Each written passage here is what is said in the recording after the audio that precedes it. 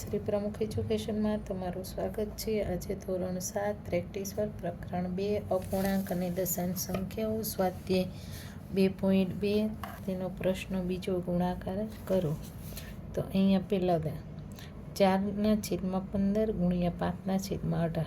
તો અહીંયા તો સૌપ્રથમ 4 ગુણ્યા 15 છેદમાં 5 અહીંયા 15 ગુણ્યા 18।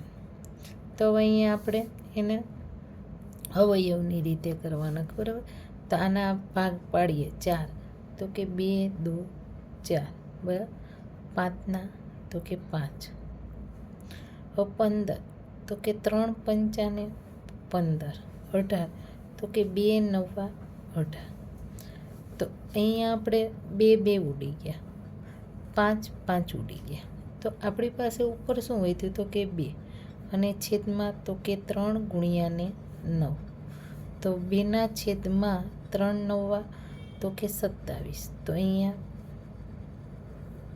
2ના છેદમાં 27। હવે અહીંયા 3 છે, 3ના છેદમાં 8 ગુણ્યા 4 છેદમાં 21। હવે 3ના 3 તો 4ના ભાગ કાઢે તો કે 2 ગુણ્યા 2, બરાબર। હવે 8 તો 4 2 8 અને 27 તો કે 21 તો કે 3 7 તો કે 21।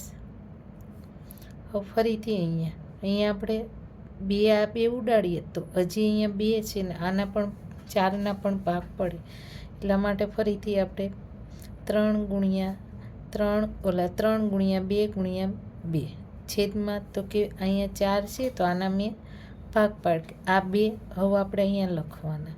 હવે 3 ગુણ્યા ને 7 તો 2 2 ઉડી ગયા, આ ફરીથી 2 ઉડી ગયા, 3 3 ઉડી ગયા। તો અહીંયા શું મળે, ઉપર કંઈ નથી, કંઈ ન હોય તો 1 અને અહીંયા 2 ગુણ્યા 7 એટલે 1ના છેદમાં 2 7 તો કે 14। તો અહીંયા આપણે આ મળી ગયા, બરાબર। કેમ કે નીચે મોટી સંખ્યા છે એટલે ભાગાકાર થાય નહીં।